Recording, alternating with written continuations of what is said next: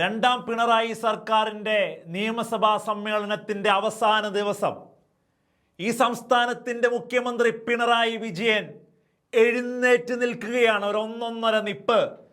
എന്നിട്ട് നട്ടെല്ല് വിരിച്ചിരട്ട ചങ്കനായി നിന്നുകൊണ്ട് ചോദിക്കുക. എന്തായിരുന്നു ആ ചോദ്യം? കഴിഞ്ഞ 10 വർഷം പ്രതിപക്ഷത്തിന് ഒരു മന്ത്രിക്കു നേരെയെങ്കിലും അഴിമതി ആരോപണം ഉന്നയിക്കാൻ സാധിച്ചോ? എത്ര അടിയന്തര പ്രമേയങ്ങളാണ് സ്വാഗതം ചെയ്ത് ഈ ഭരണപക്ഷം നിങ്ങളെ കാത്തിരുന്നത്?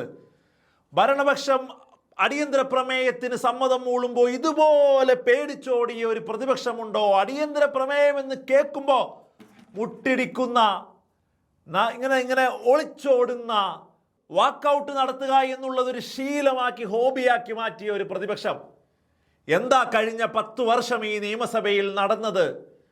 ഞങ്ങൾ മന്ത്രിമാർ നിരന്നിരിക്കുകയല്ലേ, ഒരാളുടെ നേരെ നോക്കി ഒന്ന് ഹോൾഡ് ചെയ്ത് നിർത്താൻ പറ്റുന്ന, ആ മന്ത്രിമാർക്ക് ഒരു ബുദ്ധിമുട്ടുണ്ടാക്കാൻ പറ്റുന്ന, സ്റ്റേബിളായി ഇങ്ങനെ 1-2 ആഴ്ച, വേണ്ട ഒരാഴ്ച, അരയാഴ്ചയെങ്കിലും പിടിച്ചു നിർത്താൻ പറ്റുന്ന ഒരു വിവാദമെങ്കിലും ഉന്നയിക്കാൻ നിങ്ങൾക്ക് കഴിയേണ്ടിയിരുന്നില്ലേ എന്ന്. കേരള ചരിത്രത്തിലല്ല, ഇന്ത്യയുടെ ചരിത്രത്തിൽ രാഷ്ട്രീയ വിശകലനം നടത്തുന്നവരെ, രാഷ്ട്രീയത്തിൽ ആഴമായി ചിന്തിക്കുന്നവരെ, പഠിക്കുന്നവരെ, സാമാന്യ ബോധമുള്ളവരെ, നിങ്ങൾ ചിന്തിക്കൂ. ഒരു മുഖ്യമന്ത്രിക്ക്, ഒരു രാഷ്ട്രീയ നേതാവിന് ഈ നട്ടെല്ലും ഈ തൻ്റെ ഇടവും എവിടെ നിന്നാണ് വരിക? പിണറായി വിജയൻ 10 വർഷം പൂർത്തിയാക്കി 3-ാം ഊഴം തേടി തുടരും എന്ന ടാഗ്ലൈനിൽ ഇങ്ങനെ നിൽക്കുമ്പോൾ എത്ര വലിയ ഒരു കറകളഞ്ഞ പ്രസ്ഥാനത്തിൻ്റെ, നിലപാടിൻ്റെ, കേഡർ സംവിധാനത്തിൻ്റെ കൃത്യമായി തുറന്ന പുസ്തകമായി 10 വർഷം ഈ സംസ്ഥാനത്ത് നിന്നതിൻ്റെയൊക്കെ ഒരു ചുവരെഴുത്തായി മാറുമ്പോൾ നിലനിൽപ്പില്ലാത്ത കൂട്ടമായി പ്രതിപക്ഷം മാറിയിരിക്കുന്നു എന്നുള്ളതാണ്.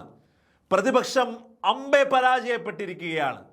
മുഖ്യമന്ത്രി ഈ ഒരു പ്രസ്താവന നടത്തിയ അവസാനമായി സംസ്ഥാനത്തെ നിയമസഭാ സമ്മേളനത്തെ അഭിസംബോധന ചെയ്ത് സംസാരിക്കുമ്പോഴും അതിനും മറുപടിയില്ല പ്രതിപക്ഷത്തിൻ്റെ കയ്യിൽ.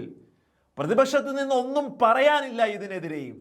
നിശബ്ദമായി ആ സഭ അവസാനിക്കുമ്പോൾ കാട്ടിക്കൂട്ടിയ കോലാഹലങ്ങളെ മുഴുവനും ഭിത്തിയിൽ തേച്ചൊട്ടിച്ച് പിണറായി വിജയൻ നിയമസഭയുടെ അവസാന ദിവസവും കഴിഞ്ഞ് കടന്നിറങ്ങിപ്പോയതാണ് കഴിഞ്ഞ രാഷ്ട്രീയ പകലിൽ കണ്ടത് എന്നുള്ളതാണ്.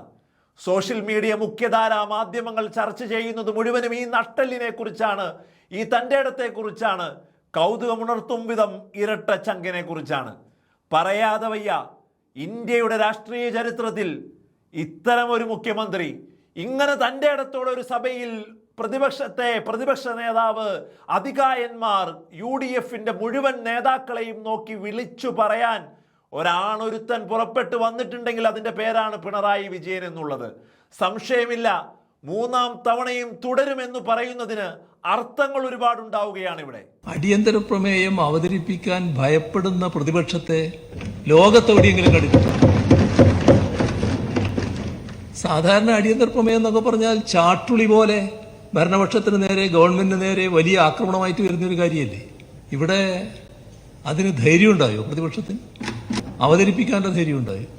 ഗവൺമെന്റിനെ വല്ലാതെ പ്രതിക്കൂട്ടിൽ നിർത്താൻ വേണ്ടി ആരോപണങ്ങൾ ഉന്നയിക്കാൻ തയ്യാറാവില്ല. ഏതെങ്കിലും ഒരു ചെറിയ ആരോപണമെങ്കിലും ഈ സഭയിൽ ഉന്നയിക്കാൻ അവർക്ക് കഴിയും. ഇതുപോലെ വികസന വിരുദ്ധരായ ഒരു പ്രതിപക്ഷം എവിടെയെങ്കിലും ഉണ്ടായിട്ടുണ്ട്?